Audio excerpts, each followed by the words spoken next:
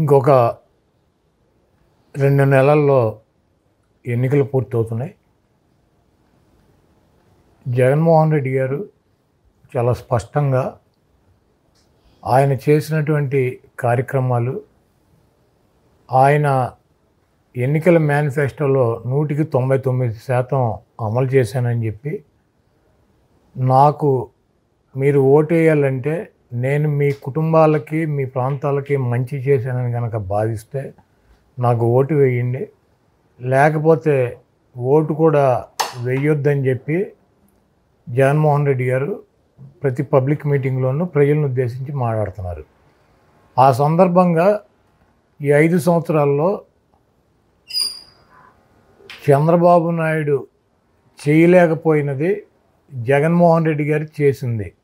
సంక్షేమ కార్యక్రమాలు కావచ్చు, నాడు నేడులో స్కూళ్ళు రూపురేఖలు మార్చింది కావచ్చు, లేకపోతే కొత్తగా తీసుకొచ్చిన మెడికల్ కాలేజీలు కావచ్చు, ఫిషింగ్ జెట్టీలు కావచ్చు, లేకపోతే కొత్త కట్టేటువంటి హార్బర్స్ కావచ్చు, అనేక అభివృద్ధి కార్యక్రమాలు, సంక్షేమ కార్యక్రమాలు ఇవన్నీ కూడా చేశాము. నాకు ఇంకొకసారి అవకాశం ఇస్తే ఇంకా గొప్పగా చేస్తాను. కాబట్టి నేను మీ కుటుంబాలకు మంచి జరిగితే నాకు ఓటేయండి. ఆరోగ్యశ్రీ కావచ్చు, ఫీజు రియంబర్స్మెంట్ కావచ్చు, అమ్మఒడి కావచ్చు, ఇవన్నీ ఆసరా కావచ్చు, విద్యా దీవెన, ఇటువంటి సంక్షేమ కార్యక్రమాలు కూడా ఇచ్చామని చెప్పి చెప్తున్నారు.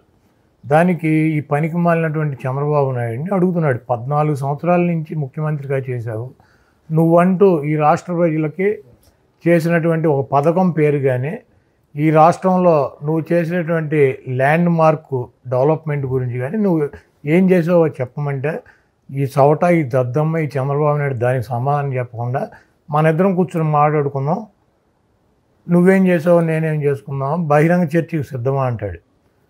చంద్రబాబు నాయుడు, జగన్మోహన్ రెడ్డి గారు బహిరంగ సభకి, బహిరంగ చర్చకి గనక కూర్చునే పరిస్థితి ఉంటే,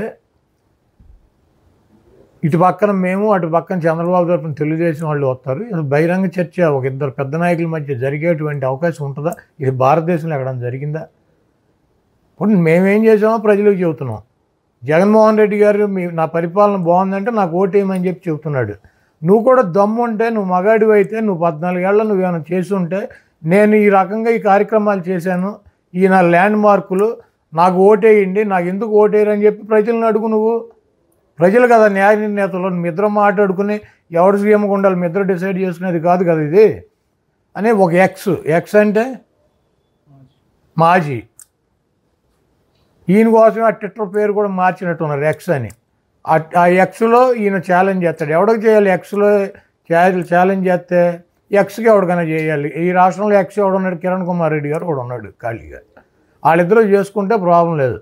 జగన్మోహన్ రెడ్డి గారు ఈ రాష్ట్ర ప్రజలకి ఎన్నుకుంటే ఆయన ముఖ్యమంత్రి అయ్యాడు.